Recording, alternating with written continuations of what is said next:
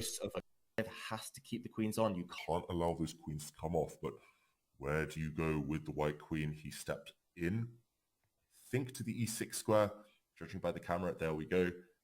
Black's central pawns are much looser than they previously were. And Black's queen is playing a defensive role. Okay, it gives a check first of all. So can the Black queen keep the king safe while ushering her pawns forward? It doesn't seem possible to me. Black gives some checks, but doesn't feel productive really. White's king can happily... just don't go to f3. Just don't go to f3. One trap. Oi, oi, oi. How about that? And actually, this is... Yes. Yeah, carry on, Lawrence.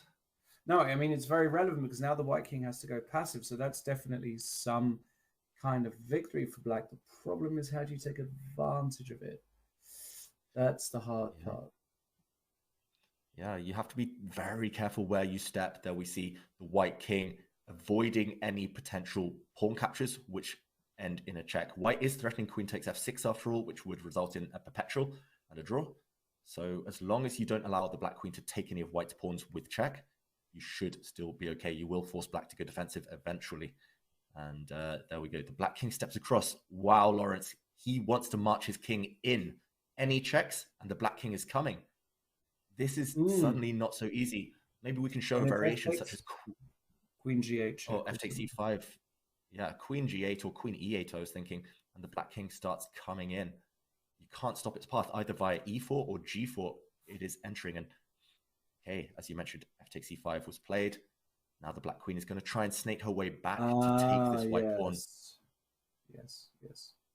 Going to go queen c1, queen c2, queen b2, gaining enough time on the clock. And this is this could be a long game. Could be a 200 move game. Could be. My favorite.